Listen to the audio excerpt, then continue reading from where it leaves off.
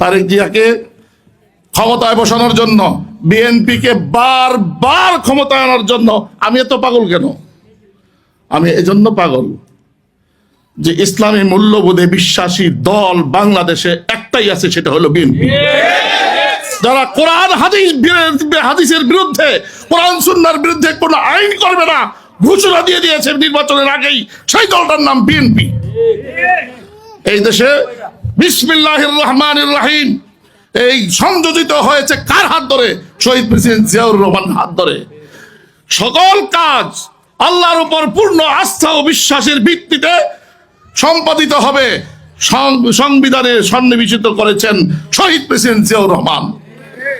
তাহলে ইসলামের পক্ষের শক্তি, ইসলামের মূল্যবোধে বিশ্বাসী শক্তি, সেই শক্তির নাম হলো বিএনপি, জাতীয়তাবাদী দল, বাংলাদেশ জাতীয়তাবাদী দল। আর তার কর্মী আপনারা, তার কর্মী আমরা, শুভাকাঙ্ক্ষী আমরা সকলে।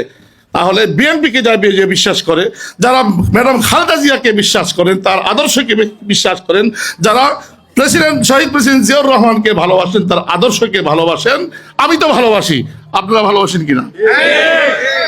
আমরা কারা কারা অদূর ভবিষ্যতে বাংলাদেশের মসনদে বিএনপিকে ক্ষমতায় দেখতে চাই? হাত উঠাই।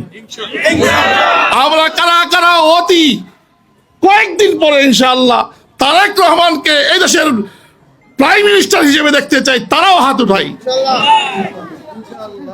হাত নামায় ফেলেন। ইনশাআল্লাহ আমরা 12 তারিখে এমন বিপ্লব ঘটাবো, ভোটের বিপ্লব, যেই বিপ্লবে রক্তপাত নাই, লাঠালাঠি নাই, মারামারি নাই, আছে শুধু কি আনন্দ, সিল মারা। আমি আপনার সন্তান, আপনারই ভাই। আপনি যদি মনে করেন যে আপনার দুঃখে আমি দুঃখী হব, আপনার সুখে আমি সুখী হব, আপনার দুঃখের কথাটা, আপনার সুখের কথাটা পার্লামেন্ট পর্যন্ত যদি পৌঁছাতে চান, তাহলে সেই দাবিতে আমি 1 নাম্বার, যে আমি আপনার ভাই হয়ে এই দাবি করতে পারি, আমার বোনের সব সমস্যার কথা আমি পার্লামেন্টে উঠাবো, সমাধান করিয়ে নিয়ে আসবো ইনশাআল্লাহ। ইনশাআল্লাহ, ইনশাআল্লাহ, ইনশাআল্লাহ 3 বার বললাম। এই এলাকা আশেপাশের 4টা, আরো তো আছে আমাদের, মোট 5টা। তো এই 5টার মধ্যে 4টা সম্পর্কে চ্যালেঞ্জ দিয়ে গেলাম, যেই উন্নয়ন তারা করবে তার 3 গুণ উন্নয়ন যদি এই 4 নং আসনের না হয়, তাহলে আমি দ্বিতীয়বার আর কখনো আপনাদের সামনে ভোট চাইতে হতো তো আসবো না। এর কারণ আমার চাওয়া পাওয়া নাই, আলহামদুলিল্লাহ। আমার বাড়ি গাড়ি আল্লাহ দিছেন, সম্মান আমাকে আল্লাহ দিছেন, অনেক বড় প্রতিষ্ঠানের আমি প্রিন্সিপাল, আলহামদুলিল্লাহ। এগুলো আপনাদের দোয়ায় হয়েছে।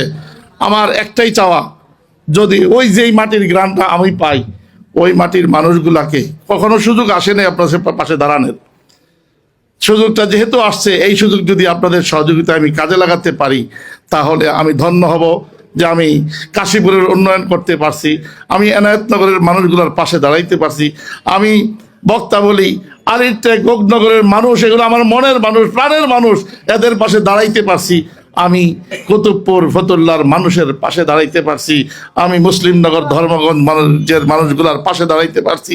এই একটি শান্তি নিয়ে দুনিয়া থেকে যেতে পারবো, এইটাই আমার চাওয়া, এইটাই আমার পাওয়া। আমি কিছুই করতে পারিনি আপনাদের জন্য, এখন সুযোগ এসেছে, আমি সবটুকু উজাড় করে আপনাদের জন্য করতে চাই। এই জন্য আপনাদের সহযোগিতা চাই, আপনাদের দোয়া চাই। আপনাদের দোয়া নিয়ে, মা বোনদের দোয়া নিয়ে আমি ইনশাআল্লাহ ওই জায়গায় যেতে চাই যেখানে গেলে ইচ্ছে করলে কিছু করা যায়, আপনার অধিকারটা যেখান থেকে নিয়ে আসা যায়, ওখানে গেলে এই জিনিসটা করা যায়, না গেলে করা যায় না।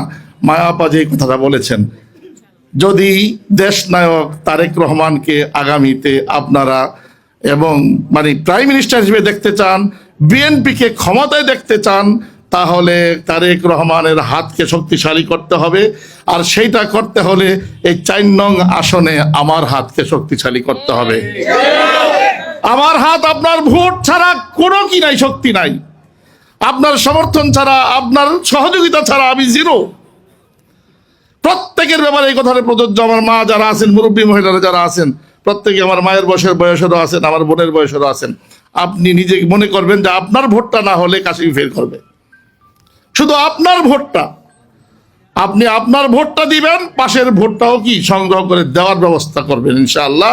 তাহলে আমি ওয়াদা করে যাচ্ছি, আমি পারবো না তিলোত্তমা কোনো কিছু করে দিতে, কিন্তু আপনার নামে যে বরাদ্দ আছে সেইখান থেকে এক তিল পরিমাণ, এক সরিষা পরিমাণ কেউ হেরফের করে নিয়ে যাবে, ওই বাপের বেড়া জন্ম হয় না ইনশাআল্লাহ।